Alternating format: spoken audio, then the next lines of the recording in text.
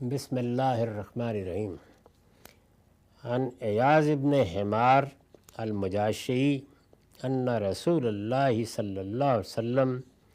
قال ذات یوم فی خطبتہ الا ان ربی امرنی ان اعلمکم ما جہلتم مما علمنی یومی ھذا کل مال نحلتہ عبدا حلال وإنی خلقت عبادی حنفاء کلہم وإنہم اتتہم الشیاطین فاجتالتہم عن دینہم وحرمت علیہم ما احللت لہم وامرتہم ان یشرکوا بی ما لم انزل بہ سلطانا وامرتہم ان یغیروا خلقی وإن اللہ نظر إلی اہل الارض فمکتہم عربہم وعجمہم الا بقایا من اہل الکتاب وقال یا محمد انما بعثتک لابتلیک وابتلی بک وانزلت الیک کتابا لا یغسلہ الماء تقرأ نائما ویقظان وان اللہ امرنی ان احرک قریشا فقلت ربی اذن یسلغ راسی فیدعو خبزا قال استخرجہم کما استخرجوک واغزہم نغزک وانفق فسننفق علیک وبس جیشن نبس خمسۃ مثلا وقاتل بمن اتاک من عصاک۔ یہ روایت اصلاً صحیح مسلم سے لی گئی ہے، رقم ہے 5113۔ ترجمہ ہے ایاز بن حمار مجاشعی رضی اللہ عنہ بیان کرتے ہیں کہ رسول اللہ صلی اللہ علیہ وسلم نے ایک دن اپنے خطبے میں ارشاد فرمایا، لوگو سنو، میرے رب نے مجھے یہ حکم دیا ہے کہ آج جو باتیں اس نے مجھے سکھائی ہیں اور جن سے تم ناواقف ہو وہ میں تمہیں سکھا دوں۔ اس سے اندازہ کیا جا سکتا ہے کہ بہت سے موقعوں پر رسالت مآب صلی اللہ علیہ وسلم کو یہ تاکید کی جاتی تھی کہ دین کے بعض حقائق کی وضاحت کر دی جائے۔ اللہ کی کتاب موجود ہے، اسی طریقے سے وہ سنت جاری ہے جس کے مطابق لوگ عمل کر رہے ہیں، لیکن جب اللہ کا پیغمبر دنیا میں موجود ہے تو جس طرح علماء دین کی وضاحت کرتے ہیں، شرح کرتے ہیں، قرآن کا درس دیتے ہیں، رسالت مآب صلی اللہ علیہ وسلم کی سنت کی تفہیم کرتے ہیں، تو آپ بھی اپنے زمانے میں دین کے سب سے بڑے عالم کی حیثیت سے یہ خدمت انجام دیتے تھے، اور بعض موقعوں پر خود اللہ تعالیٰ کی طرف سے آپ کو اس کی ہدایت بھی کی جاتی تھی۔ یہ اس کا بیان ہے۔ میرے رب نے فرمایا ہے کہ ہر وہ مال جو میں نے اپنے کسی بندے کو دے دیا ہے وہ اس کے لیے حلال ہے۔ دے دیا ہے یعنی دیا ہے اور وہ جائز طریقے سے اس کو مل رہا ہے۔ بعض موقعوں پر اس طرح اجمال کا اسلوب ہوتا ہے، تو یہ بتایا ہے کہ اگر کسی کو کوئی مال جائز طریقے سے ملا ہے تو مال اپنی ذات میں کوئی شر نہیں ہے۔ یعنی یہ جو صوفیانہ مذاہب میں تصور پیدا ہو گیا کہ مال تو اصل میں اپنی ذات میں گویا سانپ یا اژدہا ہے جو آپ نے گھر میں پال لیا۔ ہمارے دین میں مال کو خیر کہا گیا ہے، اور اس کو تلاش کرنے، اس کو حاصل کرنے کی جدوجہد کرنے کو اللہ کا فضل تلاش کرنے سے تعبیر کیا ہے۔ تو بتایا ہے کہ اگر وہ جائز طریقے سے ملا ہے تو پھر اس طرح کے لوگوں کی بات پر جو آ کر یہ بتائیں کہ اچھا تم نے اتنا مال جمع کر لیا اور یہ صورت ہو گئی اور تمہارے پاس ایسا غنا ہے اور تمہارے تو قافلے جاتے ہیں، جس طرح کے رسول اللہ صلی اللہ علیہ وسلم کے بعد یہ بحث مدینے میں پیدا ہو گئی تھی، تو آپ نے یہ فرمایا کہ اللہ تعالیٰ کہتے ہیں کہ اگر کوئی مال جائز طریقے سے آیا ہے، وہ زمین ہے، جائیداد ہے، وہ سونا ہے، چاندی ہے، اور اس میں اللہ کے حقوق صحیح طریقے سے ادا ہو رہے ہیں، تو وہ حلال ہے۔ یعنی اس کے بارے میں کوئی غلط تصور قائم کرنا یا اسے سانپ اژدہا سمجھنا یا یہ خیال کرنا کہ اس کی طرف رغبت تو اصل میں دینداری کے خلاف ہے، یہ بالکل غلط ہے۔ میرے رب نے فرمایا ہے کہ ہر وہ مال جو میں نے اپنے کسی بندے کو دے دیا ہے وہ اس کے لیے حلال ہے، اور میں نے اپنے سب بندوں کو حق کی طرف رجوع کرنے والا بنا کر پیدا کیا ہے۔ یعنی کوئی انسان بھی جب پیدا ہوتا ہے تو یہ بتایا کہ وہ اپنی پیدائش یا اپنی خلقت کے وقت کوئی شیطان نہیں ہوتا، وہ اللہ تعالیٰ کا خیر کو چاہنے والا بندہ ہی ہوتا ہے۔ ہر انسان کی فطرت وہی ہے جو اسلام کی فطرت ہے، یعنی بندہ صحیح اعتدال کے ساتھ تمام حقوق کو ادا کرے اور جو اس کی خواہشات اور رغبات ہیں ان کو حدود آشنا رکھے، اسی فطرت پر پیدا ہوتا ہے۔ لیکن پھر کیا ہوتا ہے؟ فرمایا کہ سب بندوں کو حق کی طرف رجوع کرنے والا بنا کر پیدا کیا ہے، لیکن پھر شیاطین نے ان کے پاس آ کر ان کے دین سے انہیں پھیر دیا۔ یعنی اگر گرد و پیش سے غلط چیزیں سامنے نہ آتیں، ترغیبات نہ ہوتیں، جو جنوں میں شیاطین ہیں اور انسانوں میں شیاطین ہیں وہ بری روایات پیدا کر کے وسوسے نہ ڈالتے، طرح طرح کے فلسفے نہ بیان کرتے، بری صحبت انسان کو نہ ملتی، کبھی گھر سے، کبھی خاندان سے، کبھی دائیں سے بائیں سے، تو ایسا نہ ہوتا کہ لوگ حق کے بجائے باطل کی طرف جانے والے بن جاتے۔ فرمایا اور میں نے اپنے بندوں کے لیے جن چیزوں کو حلال کیا ہے انہوں نے وہ ان کے لیے حرام کر دیں، اور ان کو ترغیب دی کہ میرے ساتھ ان کو شریک ٹھہرائیں جن کے لیے میں نے کوئی دلیل نہیں اتاری ہے۔ یعنی یہ جو شرک لوگوں کے اندر پیدا ہوا، اسی طرح حرمت حلت کے بارے میں جو غلط تصورات پیدا ہوئے، جو طرح طرح کے فلسفے انسان کو سجھائے گئے، یہ ان شیاطین نے سجھائے ہیں، شیاطین جن بھی اور شیاطین انس بھی، انسانوں کے اندر بھی اور ان کے اندر بھی۔ اس طرح گویا یہ بتا دیا ہے کہ انسان اپنی اصل فطرت کے لحاظ سے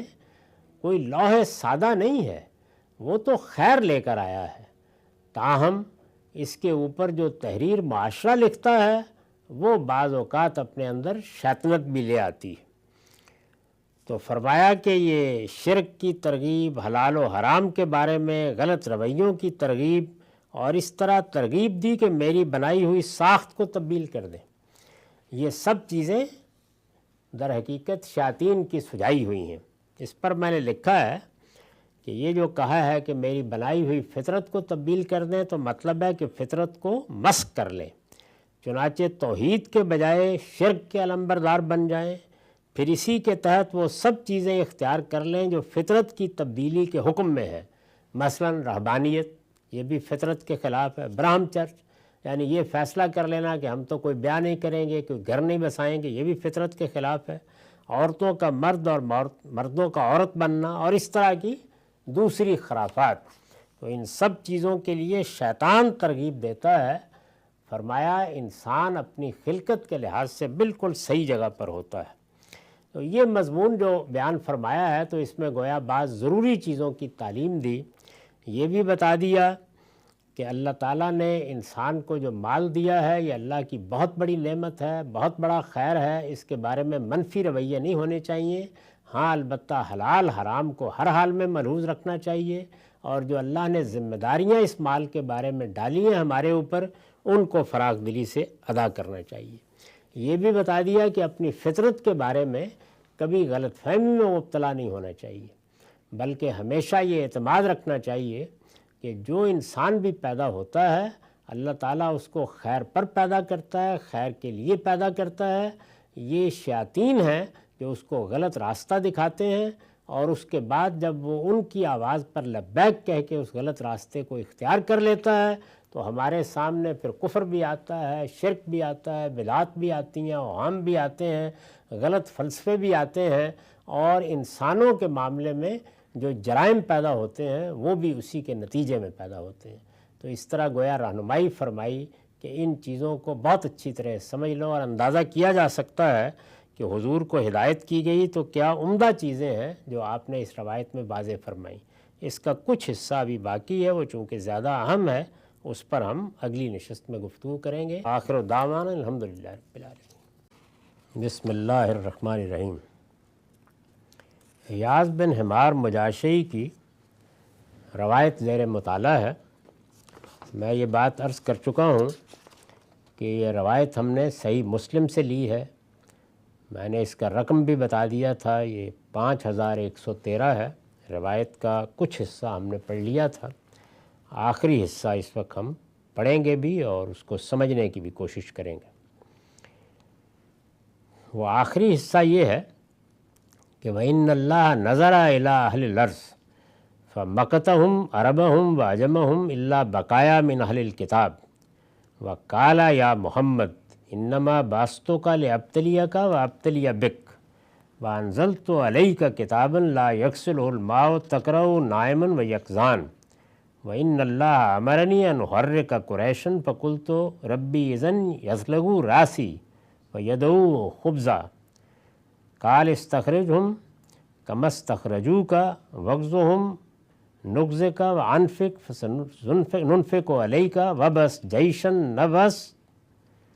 خمسة مثله وقاتل بمن أطاعك من أطاعك۔ یہ حصہ رسول اللہ صلی اللہ علیہ وسلم کی جو خاص حیثیت ہے اس کی وضاحت کر رہا ہے۔ اس کا ترجمہ یہ ہے کہ مزید یہ کہ اللہ تعالیٰ نے زمین والوں پر نظر ڈالی، یعنی یہ آپ اپنی بعثت سے پہلے جو صورتحال ہے وہ بیان فرما رہے ہیں۔ زمین والوں پر نظر ڈالی تو اہل کتاب کے کچھ بچے ہوئے لوگوں کے سوا وہ ان کے سب عرب و عجم سے ناراض ہوا۔ یعنی صورتحال یہ تھی کہ لوگ دین کو بھی فراموش کر چکے تھے، اس میں بہت سی بدعتیں بھی داخل کر چکے تھے، اللہ تعالیٰ کی ہدایت جو پیغمبر لے کر آتے رہے ہیں وہ بھی بس ہو چکی تھی۔ دو بڑی جماعتیں جن کو اللہ نے دین کا علمبردار بنایا تھا، یہود، ان کے بارے میں جیسے کہ قرآن مجید بتاتا ہے کہ وہ اللہ کے غضب کا نشانہ بن چکے تھے۔ انہوں نے سیدنا مسیح کا انکار کر دیا، سیدنا مسیح کو صلیب دینے کی کوشش کی، اور اللہ کی شریعت کے ساتھ بھی، اس کے دین کے ساتھ بھی بے وفائی کی نتیجے کے طور پر وہ بڑے عذاب میں مبتلا ہوئے، تاہم سنبھلے نہیں۔ اسی طرح کی صورتحال نصارہ کی تھی۔ اللہ تعالیٰ نے ان کو توفیق دی کہ وہ مسیح علیہ السلام پر ایمان لائیں، لیکن ایک اور دوسری نسلی میں آ کر انہوں نے شریعت کو بھی منسوخ کر دیا، اور مسیح علیہ السلام کے دین جو اسلامی تھا اس کے بجائے سینٹ پال کی مسیحیت وجود میں آ گئی۔ قرآن مجید نے اس کو ضلالت سے تعبیر کیا ہے، یعنی گمراہی، سراسر گمراہی اختیار کر لی، اور یہ بھی بتایا ہے کہ ان کے دلوں میں بڑی رافت اور رحمت تھی، اور اس کے نتیجے میں انہوں نے دین میں جہاں ایک طرف شریعت کو ختم کیا، اللہ کی پابندیوں کو ختم کیا، اور دوسری جانب ایک دوسری انتہا پر چلے گئے اور رہبانیت کو دین کا اصل مطالبہ قرار دے دیا۔ گویا وہ لوگ کہ جو اللہ کی خوشنودی حاصل کرنا چاہیں ان کے لیے آخری درجے میں یہی ہے کہ نہ وہ اپنا گھر بسائیں، نہ بیاہ کریں، نہ کوئی کاروبار کریں، بس راہب بن کر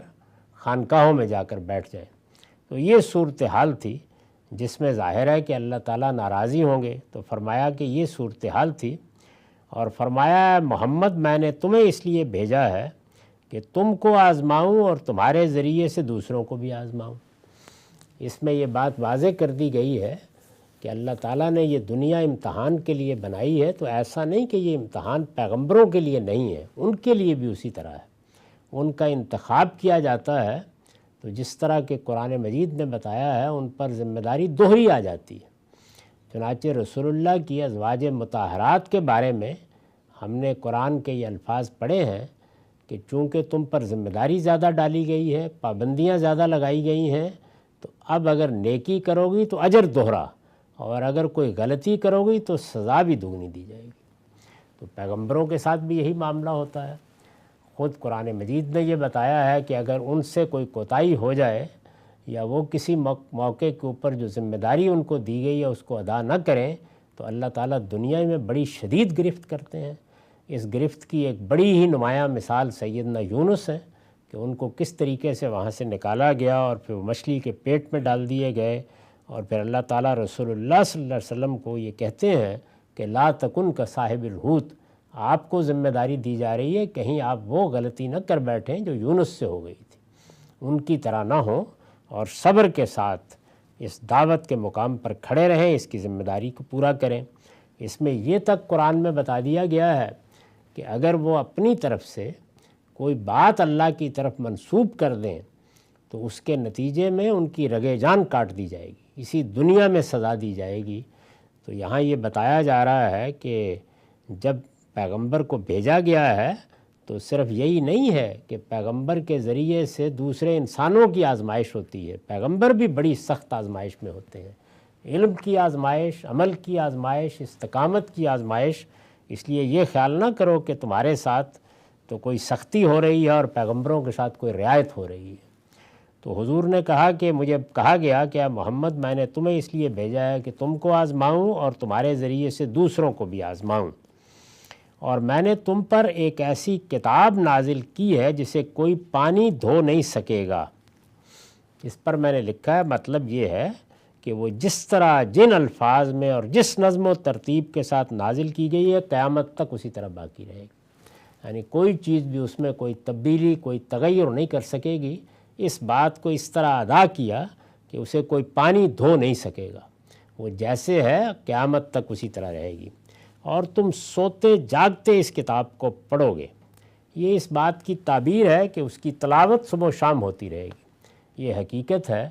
کہ قرآن مجید ہی ہے کہ جس کی تلاوت اس طریقے سے ہو رہی ہے، نسلاً بعد نسلاً ہو رہی ہے، اور قیامت تک یہی سلسلہ رہے گا۔ تم سوتے جاگتے اس کتاب کو پڑھو گے، اور کوئی شبہ نہیں کہ اللہ نے مجھے حکم دیا ہے کہ میں قریش کو جلا ڈالوں۔ تو فرمایا کہ میری قوم کے لیے بھی اللہ تعالیٰ نے یہی ذمہ داری مجھ پر ڈالی ہے کہ ان پر اللہ کی حجت پوری ہوگی، ان پر حق واضح کیا جائے گا، اس کے بعد اسی دنیا میں ان کو سزا ملے گی۔ یہ جو جلا ڈالوں کے الفاظ ہیں اس کی میں نے وضاحت کی ہے، یعنی جب وہ تکذیب کر دیں تو اسی طرح جلا ڈالوں، جس طرح ان سے پہلی قومیں اپنے رسولوں کی تکذیب کے جرم میں، یعنی ان کو جھٹلانے کے جرم میں آسمان کے عذاب سے جلا کر بھسم کر دی گئیں۔ قوم عاد، قوم ثمود، ان کے ساتھ یہی معاملہ ہوا۔ تو یہ فرمایا کہ یہی ذمہ داری مجھ پر ڈالی گئی۔ اس پر میں نے عرض کیا کہ پروردگار میں یہ کروں تو قریش کے لوگ تو میرا سر پھاڑ کر اسے کھائی ہوئی روٹی بنا دیں گے، یعنی میں نے اپنا عذر پیش کیا کہ یہ بڑی ذمہ داری ہے، مالک ایک تنہا پر آپ ڈال رہے ہیں۔ اللہ تعالیٰ نے فرمایا نہیں، تم ان کو نکلنے کے لیے کہنا جس طرح انہوں نے تمہیں نکلنے کے لیے کہا ہے، اور ان سے جنگ کرنا، ہم بھی تمہارے ساتھ ہو کر جنگ کریں گے۔ یعنی یہ ظاہر ہے کہ ہجرت کے بعد بات کی جا رہی ہے کہ انہوں نے تمہیں نکالا ہے، ان سے کہنا کہ اب تم بھی نکلو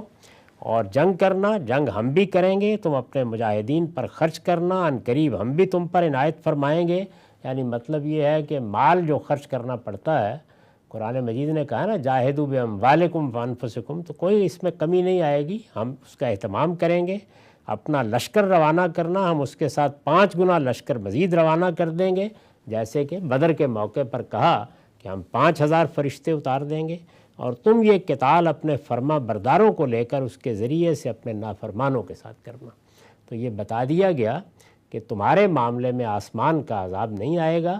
بلکہ تمہارے ساتھیوں کی تلواروں سے ہم ان منکروں کو سزا دیں گے۔ یہی وہ تفصیلات ہیں جو قرآن مجید میں بیان ہوئی ہیں،